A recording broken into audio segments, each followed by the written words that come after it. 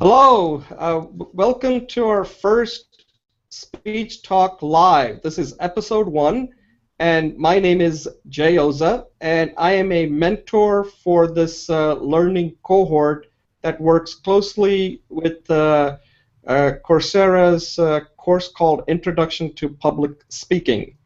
And as I said, I'm a mentor, but I also like to view myself as a student since public speaking is one of those things where you're always learning.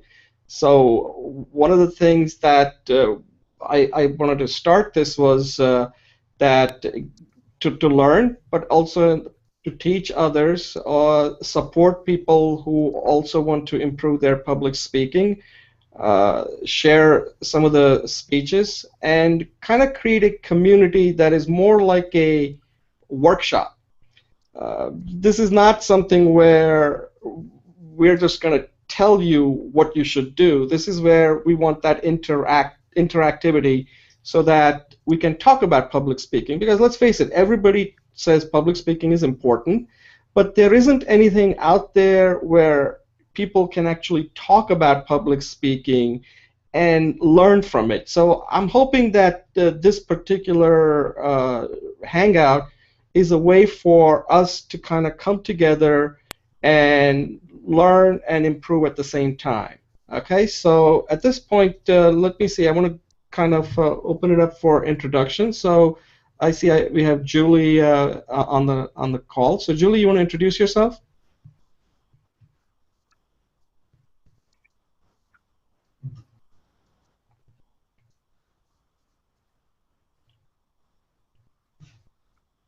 I don't know if Julie can hear me. Julie?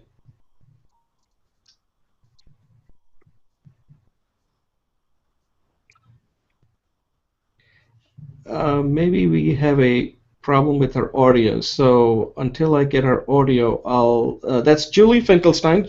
Julie is also a mentor for the Introduction to Public Speaking course on Coursera.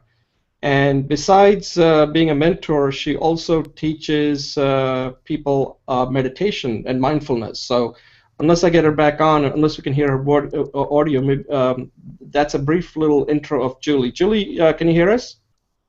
I can hear you. Oh, okay. You want to introduce yourself and then just a brief intro?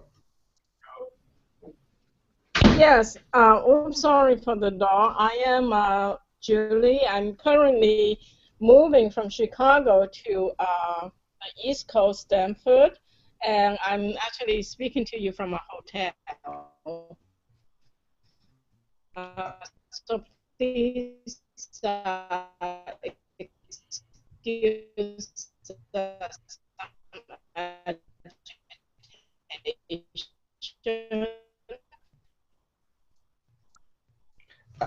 Julia, let me interrupt you. Your audio is breaking up. Enjoy public speaking, and I am enjoying this course a lot. Julie, we're having difficulty hearing you, so I'm going to take over at this point, okay? Okay, but I'm going to log in from my PC, okay? Okay. Okay, so then why don't you join us and I will give an overview of Speech Talk Live, what we're trying to accomplish here. Okay, so while Julie's joining us, so let me kind of just give you how this has evolved. So this is a community, Google Plus community called Learning Cohort that was set up in conjunction with Coursera. And this was designed to actually help people who wanted to complete the course, because the course on Coursera is an on-demand course. And we felt that people needed a little bit of a touch to get them, to motivate them. And if they have any questions, we can address it better. These are people who have decided to improve their public speaking on the on-demand platform, but this was a way for us to provide the support to the people who are definitely interested in completing the course. So that's how this started, and we went through the 10 weeks of of that course, and a few of them completed the course, and there are quite a few that are still currently working on it. And it's a pretty rigorous course because it's a 10-week course. There is a lot of video lectures that has been created by University of Washington, Dr. McGarity. And and it does require you to view all the videos. It's fairly comprehensive, and then you have to give 4 speeches, and these are introductory. These are introductory speech.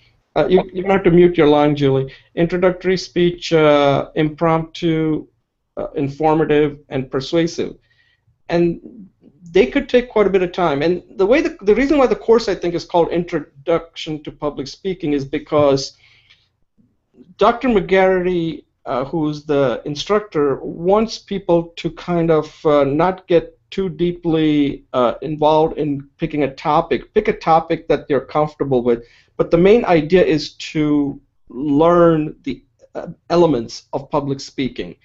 And this learning cohort is sort of like what comes after that, right? So there are 2 types of people that I think are really going to benefit. I mean, it's open to everybody, but my expectation is that the people who are going to be involved are going to be people who are currently already in the middle of this on-demand platform course. And the second one, I think, are the vast majority of them are the ones who have already finished the course but now want to keep on continue their learning of public speaking. So that's what this learning cohort is. This particular program that we're now calling it Speech Talk Live is really designed to discuss public speaking, because public speaking is very complicated. There are so many aspects of public speaking. And in a course, an on-demand platform, you can discuss it through the discussion forums, but we think that people want to have a face-to-face discussion. So this is sort of like our opportunity to take a topic and lead it and then discuss it, so that way we can add more depth into it and kind of make it much more interactive.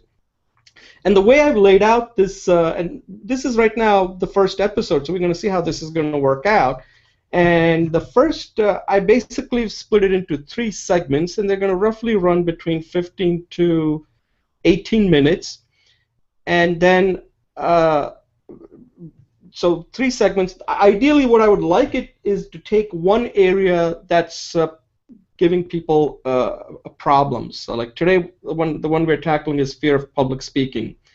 The second thing what I'd like to do is take a speech of a student who has already recorded a speech and give them a live feedback, because I think feedback is very important. A lot of the feedback, and this is something Julie feels strongly about, are just not that useful. And I think the feedback should not be coming from us. It should be driven by the speaker, because speaker needs to ask us, hey, what do you think of my speech? Where do you think I can improve? So that it's done in a way that there is like a psychological safety there. It's not like we know and here's what you should do. I think the person should be really driving that process. So these are some of the things that that we would like to do there. And then the last thing is to take a well-known speech, and many of these are probably going to come from TED. I mean, TED is like the gold standard of good public speaking. And the one that that I have picked today is Amy Cuddy's speech. I think this is like the last 2 years the most watched YouTube TED Talk video. So I was going to kind of lead this topic and give my evaluation on what makes this speech work and what we can learn from it. So the purpose of evaluating a speech is not to poke holes in it, because these are speeches that somebody has made choices when they gave it. And these are all on YouTube that we can all view it.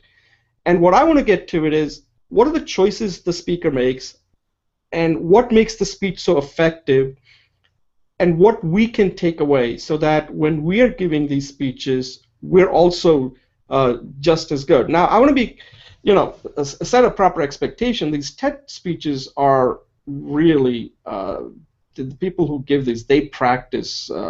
Like numbers are ridiculous. Some of them have practiced it for hundreds of times.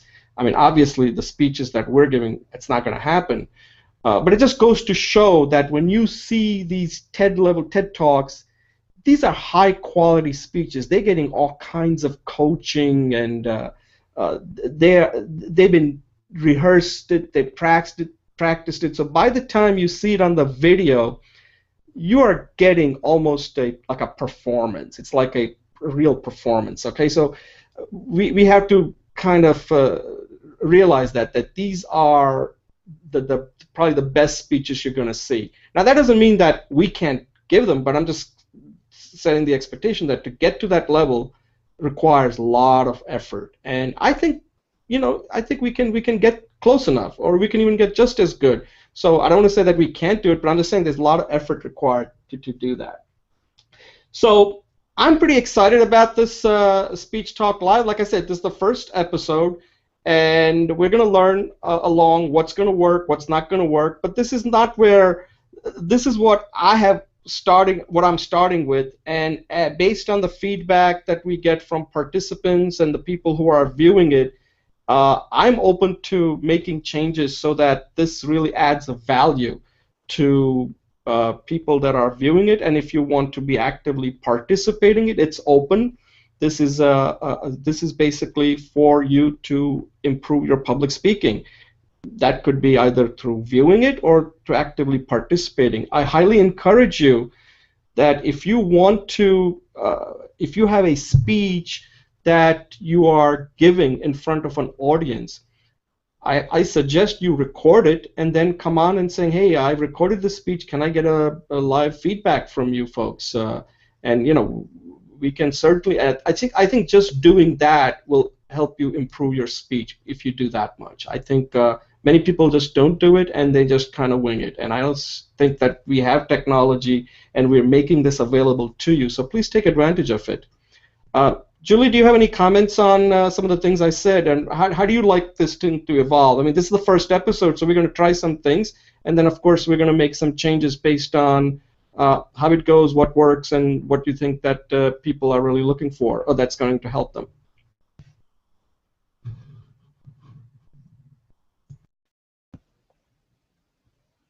Can you hear me? Yeah, go ahead. So thanks, Jay. Yeah, I too am excited about this.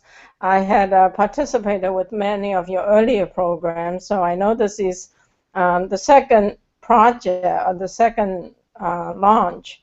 I really am looking forward to being able to be more participatory in the sense of for the students to join us. I have posted your invitation for speeches, and I know there's a few students who are interested. So hopefully by next week or the week after, there will be a live feedback. I really like the idea that the students who come on have something to share and something to learn. As you said, these people have made the effort to make a speech, and it's not easy. I could not have gone through the informative speech without your support. And it was through these hangouts. So I hope to have my persuasive speech ready for the group's comment coming up in 3 or 4 weeks. So that's what I'm hoping for, and looking forward to meeting new people. Thank you. Okay, that's great. So I think, Julie, we're going to close out this particular segment, and we're going to move on to the next segment, which is on fear of public speaking. And what I'll do there is I'll take a brief pause and introduce the second segment. And the segment is a fear of public speaking. And what I want you to do is kick it off, and maybe if you have a personal story about your fears of fear of public speaking, you can talk about that, because people like to listen to individuals' personal story. And then how did you overcome it, and what are some of the suggestions you have for people that are watching this who also, and so this is something you keep mentioning, that there are a lot of people who have a lot of fear. They have fear of even talking to the camera. So I think you have you'll probably have a very good perspective on this. So I'm going to take a brief pause and then come back, then start and introduce the segment, okay?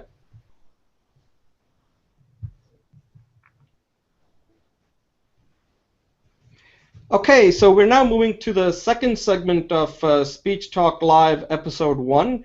And for the second segment, we have picked a topic that I think a lot of people deal with at some point, have dealt with, or are currently still dealing with. And that has to do with fear of public speaking. I mean, let's face it, whenever we hear about, what is the number one fear, it seems like fear of public speaking is at the top.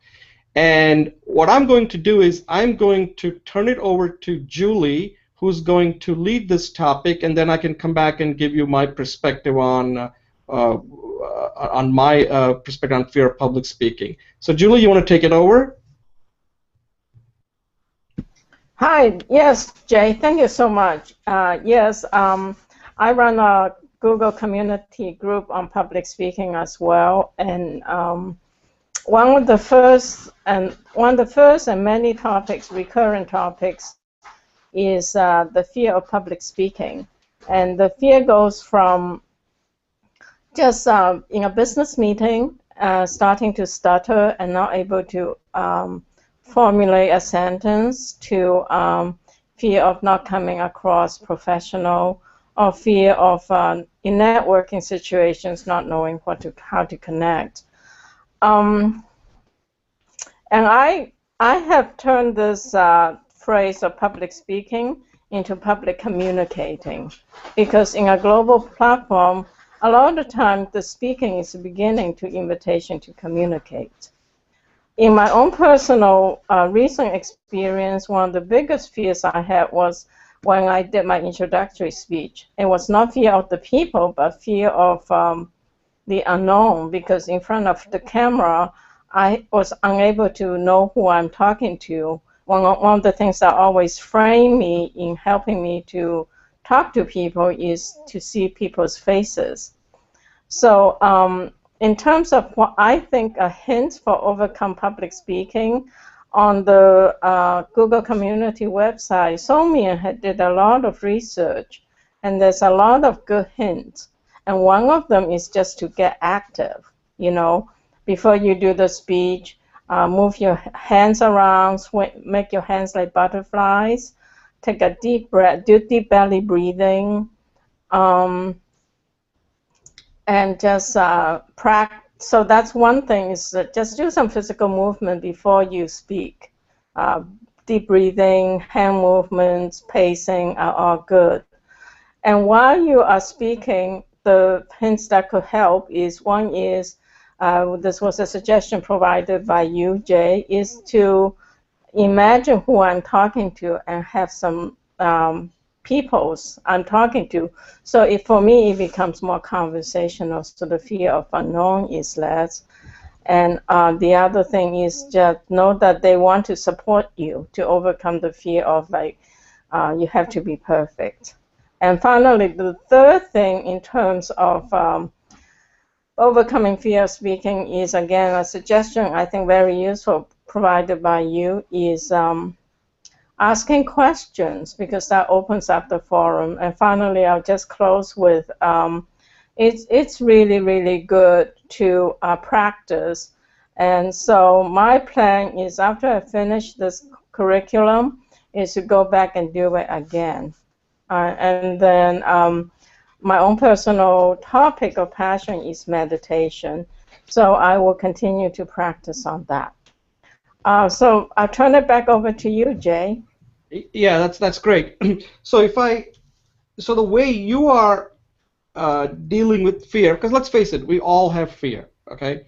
And that's natural. And I think when people say I don't have fear, I don't buy that. You should have some fear, because it's unknown. You don't know how other people are going.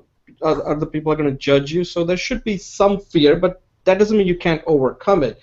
And I like some of the things that you said. I think are very useful suggestions. I think the meditation part is something that I don't do, which I need to start thinking about.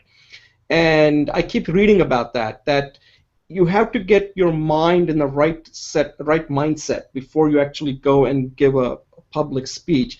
I haven't done meditation. The thing that I've started picking up is something we're going to discuss later, is what Amy Cuddy suggests, is to do a power pose, like do the Superman pose or a Wonder Woman pose.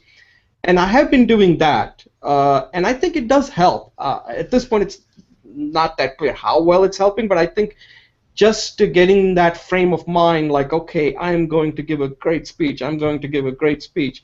So that way my mindset is thinking towards that. It's eliminating some of the fear that I have.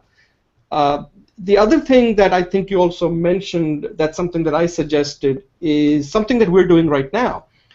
You and I are having conversation. Now, let's say if I was giving this speech in front of people, I should sound very close to the way I am sounding talking to you. If I'm having difficulty conversing with you, then I'm probably are going to have difficulty giving a speech. Now, speech shouldn't be that much different. I think what happens is that when we're conversing, I have you as to kind of support me, right? So you're always there. You'll come in and take over. But when you're giving a speech, you're by yourself. So the question is, how do you have that conversation? And something that you mentioned is put in some questions so that you're having that dialogue with the audience. And I think that would help. So that would keep you focused, because a lot of people think that when they start speaking that they're going to get lost, and a lot of it is unfounded. What I found is once you starting is the key thing when it comes to fear. Once you get started, then I think you can pretty much finish the speech. So the opening is very important when it comes to overcoming the fear. That if you got the opening right and you rehearse, like you mentioned about practicing, if you practice that opening, I think the rest of it, because you just mentioned that if you practiced it, it's not something that you're doing it for the first time, okay? So if you already practiced the speech a few times, you know the material, and the audience is actually rooting for you. They're not there to see you because they have a deep interest in your success. So you just have to make sure that you keep feeding the audience, because the audience wants you to be clear. So that's how you have to practice, that you're there in front of an audience and you have to kind of guide the audience. Here's where I want you to go. Here's what I'm saying. Does this make sense? And I think if you take that approach that I'm taking right now when I'm conversing with you, I can see your face and I can see how you're reacting. And I think one of the main things you said was that the only way you're going to overcome this is through practice.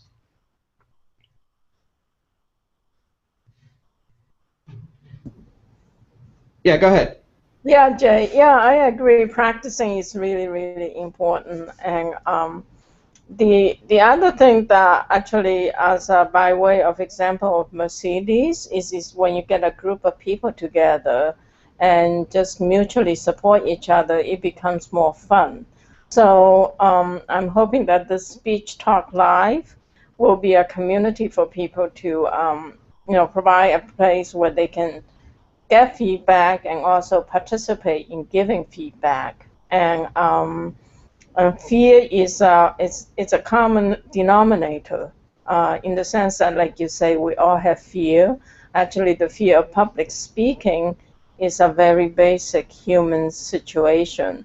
In some of my conversations with the other students, one of the first ones was an IT manager. Actually, he worked in India, but he worked for an American company in outsourcing. So the fact that he couldn't speak, quote unquote, public speaking, which is speaking in a meeting, was hindering his career. And I think one of the greatest sources for that is the formula of the impromptu speech. If he could develop that skill of just saying, here's my idea, here's the 2 points, here's how they're supported, and here's my conclusion.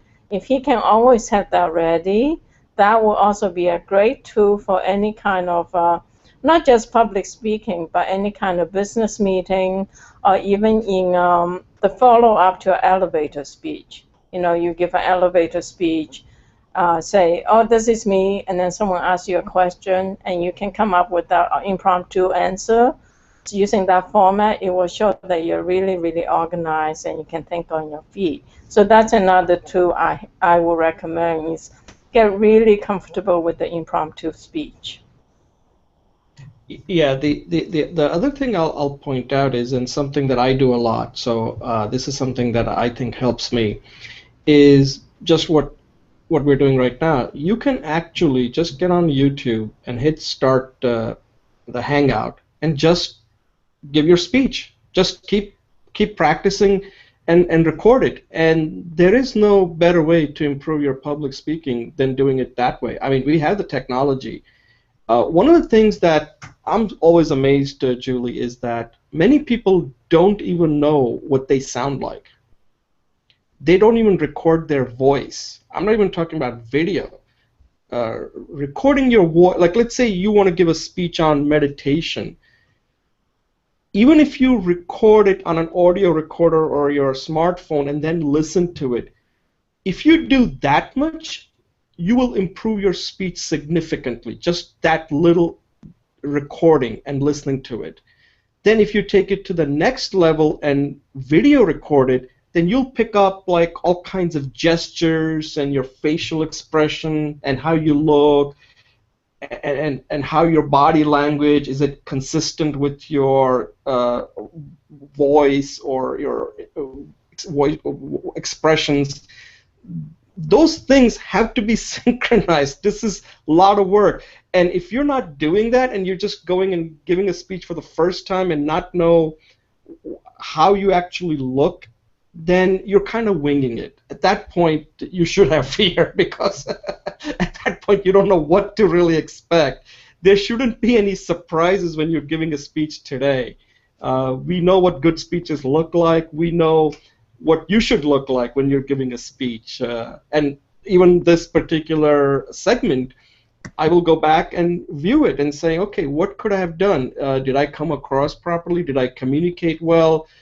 And that's what you have to do. So one thing is that you're always a student. Public speaking is not something you're going to be like these experts or politicians. The reason they're experts is because that's all they've been doing all their life pretty much. Like Barack Obama gets mentioned as a model of a great speaker, Bill Clinton. These people, that's all they do for a living, and that's their job. I mean, think about it. What do? They give speeches. That's how they get paid. I mean, we all hear about that. Bill Clinton makes like $100 million giving speeches, so you better be good if you're getting $100 million. They're not inviting us to give public speeches, at least not yet. So at some point I'd like to, that's a good way to make a living. But these are very good speakers. They have a lot to say. They have position, and people want to listen to them, and they're very entertaining. They figured it out. So you can just learn from them. Before I turn it over to you, there are 3 things I wanted to go over about fear. I think, and you can comment on this, one of the things that people fear when it comes to public speaking is fear of failure. People are just so afraid, like, what if I fail? What if I fail? And that's almost like you're failing before you even giving a speech. You will fail. I mean, all speeches cannot be that good. I would say out of all the speeches, some of my speeches are going to be terrible, and that's fine. You got to accept that. So you got to, like one of the things I'd mentioned is create body of work. That's a better way to assess where you stand than to say, oh my God, this speech bombed. Yeah, you like movies. There are a lot of movies that bomb, but then there are some that win Academy Awards. So every movie is not going to be an Academy Award winning film. Speeches are no different. Every speech cannot be outstanding. But the thing is that you just have to give them. If one of them fails, one of them you think you didn't do a good job, then do another one. Keep improving it. The second one is the fear of judgment. I think this is one thing that really hamstrings people, that when they're giving speech, they are afraid, like, oh, how am I going to come across? They're going to judge me. They're going to judge me. And that's something, again, you have to just keep doing it. People are going to judge you. There are some people who are going to like you. There are some people who are going to hate you. And some people are not going to care. So it's up to you. Which one you're going to listen to? I would say listen to yourself and just do it. And the third one is fear of performance. This is another one. Like, everybody one of the good and bad thing about these TED Talks is that the bar is raised so high that people feel like unless I come across like one of the top TED talkers that I'm just not good enough. And what I want to say to people is that those people have gotten a lot of coaching, and many of them are excellent speakers to begin with. So don't compare yourself with those speakers. They're at a different level. That doesn't mean you cannot be an excellent speaker, but the ones that are on TED are real special.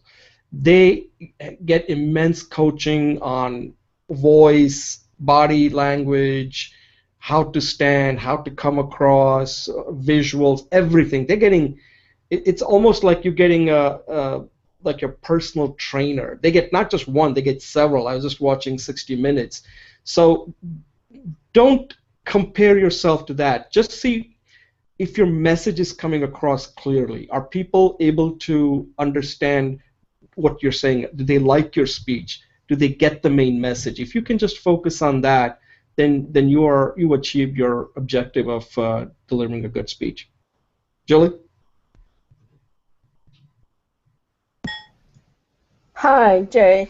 Yeah, thank you so much. So fear of failure, fear of judgment, and fear of performance. Yeah, they are all classical. So in terms of fear of failure, I just recently saw another TED Talk by this cultural anthropologist who studies organizations and success, and that there is a changing paradigm in the corporate world. Is instead of when people do projects, they have a proof of concept. They are changing that paradigm to engaging in experimentation, so that efforts to do something is no longer to proof of concept, which leads to failure or success, but more like just gathering information. So for example, in Google, they had a major project going on, and there were two different opposing point of views. So instead of doing one project for proof of concept, they did two projects as a mutual collaborative and competitive experimentation. And they found out a lot more information. Also, in artificial systems, the way of failure is the information needed to grow into the next stage of maturity. So all I'm saying is substantiating you that both in social systems and artificial intelligence systems, failure is the key information needed to grow out of that state into the next better state. As Einstein says, is the solution to the one level always requires you to go up to the next level. So failure is the level it gives you a baseline to overcome that. So I think one of the things we can do is be a little bit more welcoming toward failure in general. So instead of being fear of it, become friendly with it. Fear of judgment and fear of performance, I'm going to lump them together and just say that it's how we are perceived, how we are perceived by outside. And so I think that is just understand that who we are, in a sense, is how we perceive ourselves. And the outside perception of us, we can use it as feedback. Sometimes it's useful, sometimes it's not. And just in this global technology, there is, we're literally talking, as you know, on this forum, even we speak to people from all around the world. We have people from Italy, from Spain, from London, from India, from South America, is that perception is changing. And so as an individual, I think there's greater fear of how we're perceived in this global world. On the other hand, I have great excitement to find out more about this whole global world. Perhaps it's not so much get stuck on how others perceive us, but use that also as a base for information. It's hard to do it at the moment, but as a philosophy, perhaps we can do a paradigm switch. So that's what I hope to do, is to use everything as information rather than as judgment. Right, right, right. So, so Julie, to close out this segment on fear of public speaking, I think the minimum that you can do to overcome your fear is what we're doing right now, is just to record your speech on video and watch it.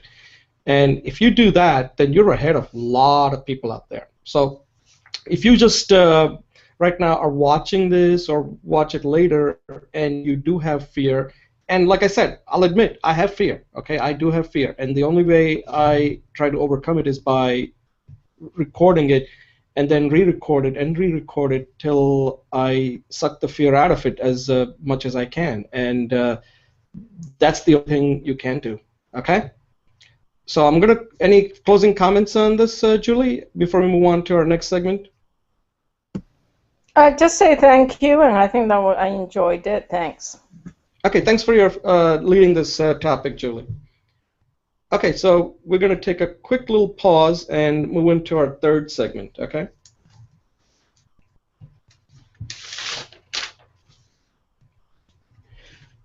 Okay, so again, welcome to Speech Talk Live, Episode 1, and we're now moving to our third segment. And this one, what I wanted to do was to focus on a famous speech and evaluate it and see what we can learn from it, what makes the speech so successful, and you know, what is it that the speech can teach us. And the one that I picked today is the one that you probably are all familiar with, is the Amy Cuddy's speech on TED Talk. I forgot the title of it, but I think it's about body language, like how body language affects your mind. I may not have the title right, but that's what it is. So let me just kind of give you an overview of the speech. So Amy Cuddy is a professor at Harvard. And let's just set the level straight. Amy Cuddy is an outstanding speaker, okay? She gives speeches. And when you're a professor, you speak a lot. So it's not that this is the first time Amy Cuddy has ever given a speech. Amy Cuddy is an excellent speaker, okay? So that's given. But she's primarily speaking to a particular audience, which is college students and academic types, or maybe psychologists, people that are very focused in the field that she's speaking about. So she's talking to people that are very familiar with her topic or her research interest. The interesting thing about this speech is that it has been viewed by 26, it has gotten 26 million views, and that for the last 2 years it is the most popular speech. So now I watched this speech again before preparing for this. So here's my brief evaluation. When you watch this speech, the speech has to be basically broken into two parts. This speech runs a little longer than a typical TED Talk. It's close to 20 minutes, I believe, a little bit more than 20 minutes. And if you watch it, the first 16 minutes of the speech, it's pretty much like she comes across like a professor. Okay, I mean, she's just giving us science about body language, and that's what she's doing. She's just giving us all kinds of information about how your body language affects your mind. And she goes through animal kingdom, all different types of poses, power poses, low power, high power, and there's a lot of in-between video that's being used. And in that 16 minutes, I think that even though she's giving an excellent speech here, but what's driving the speech in the first 16 minutes is a lot of PowerPoint. There's some excellent PowerPoint that she's using in the first 16 minutes, okay? So if the speech had ended at the end of 16 minutes, I think it would be just like, it's a typical TED Talk, nothing special, and people would just say, yeah, there was a lot of scientific information that we got. It was interesting, but and some of it may be a little bit over your head, because she does go into a lot of different aspect of experiments she's talking about that she did with another researcher from Cal Berkeley. But what turns this speech around is at the 16-minute mark. And what she does there is just amazing. She goes into her personal story. So from 16-minute mark till the end, when she again puts up one more visual about, you know, the call to action, try a power pose and share the science. That's our call to action. But that 4 minutes after the 16-minute mark, she talks about her personal story and how she suffered a brain injury. And she shows tremendous vulnerability. And if you ask anybody, that's the part that people remember when she goes into her personal life, like that what I'm telling you is something that I have been affected by. I'm living this. This is me. I've gone through this.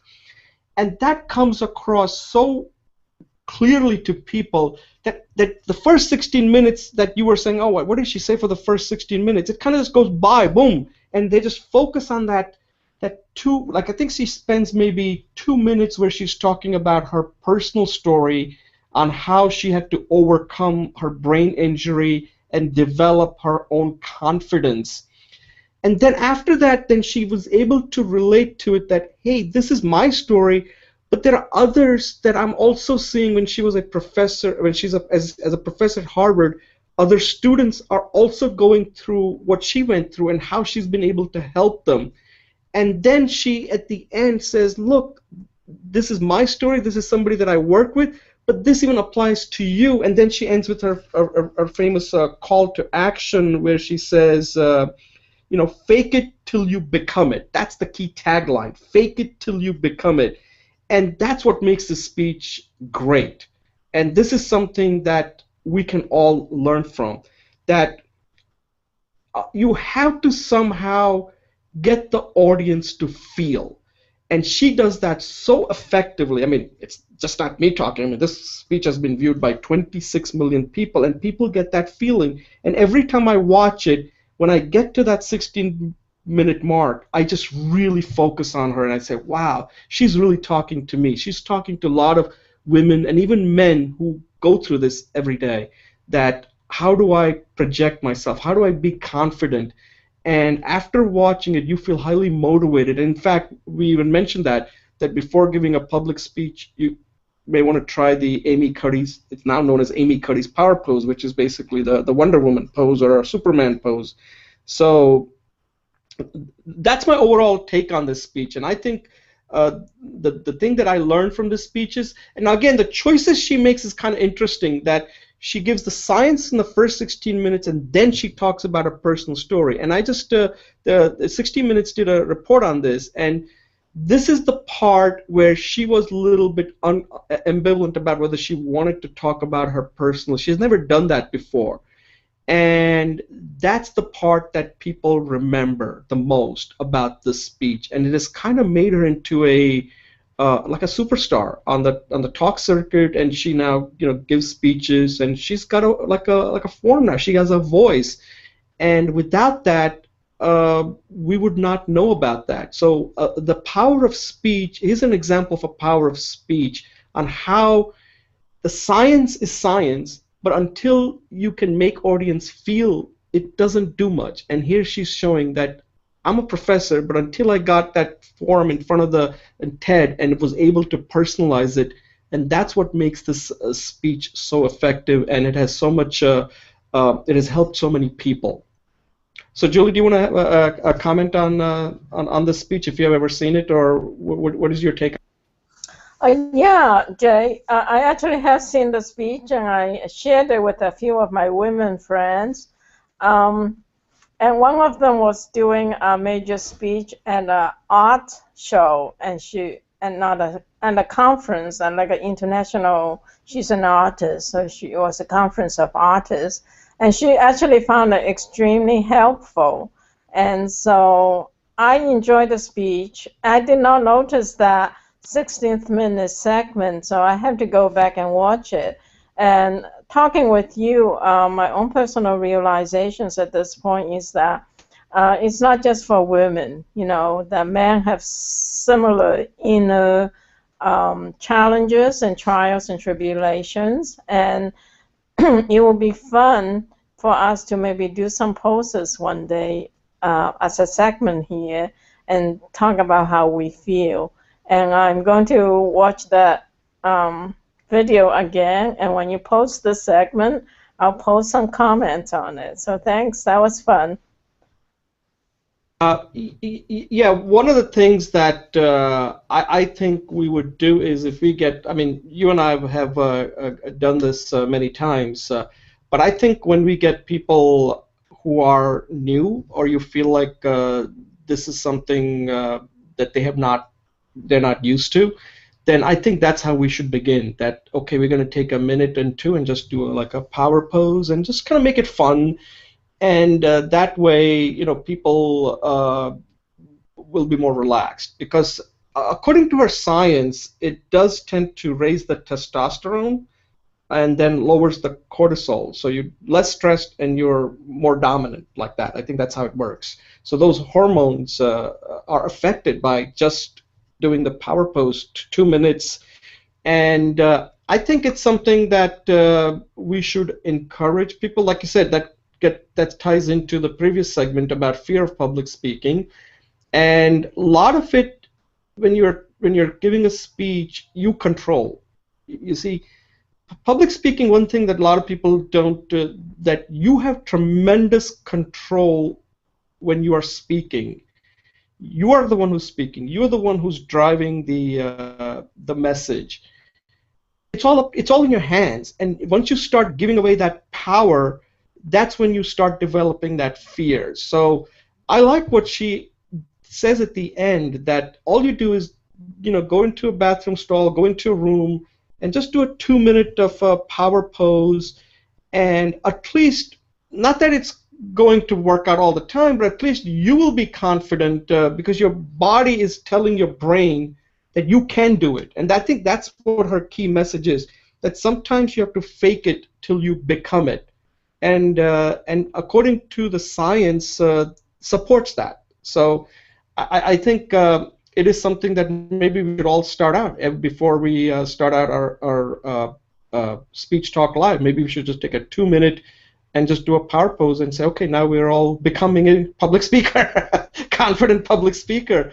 And sometimes that habit of doing that, you internalize it. So you say, okay, you know, I am a public speaker. I know I can do it. I've done it. And that's, I think, we should try to do it next time when we do this show. Great. Thanks, Jay. That sounds great. I will definitely, if you want to do it next week, I'm game. Yeah. So I think I'm going to close this segment out. I think for those who have not watched the speech, I'll put the links and encourage you to watch it. It is one of the most highly viewed TED Talk for the past 2 years. But it has a very important message on confidence and how the body language can create that confidence. And I think it's very important for, again, not just for women, for men too, because men also deal with confidence issues. We all deal with confidence issues. And the other thing in that speech is there are some choices that are made in that speech where the choices that she's making, and again, this is something that's important when you're giving a speech, the choices that she makes is that she spends time up front talking about the science behind this, and then she goes into her personal story. And one of the things I think we may not have time to go into it in much detail, would this speech, would it have worked, and of course we'll never know, if she had started with her personal story and then talked about the science. So those are the choices that she could have made. Obviously, in her case, she felt more comfortable talking about the science, I guess maybe to establish her credibility as a professor, as a researcher, and then say, hey, by the way, here's the research, but now let me tell you how it has affected me personally. Julie, do you have any comment on the choices that she made as far as leading with science, or should you, or it depends, I guess, or it could have worked equally well, whether she would have, in her case, she led with the science and then she went into her personal story and stories after that, right? Do you think it would have been effective if it had been the other way around?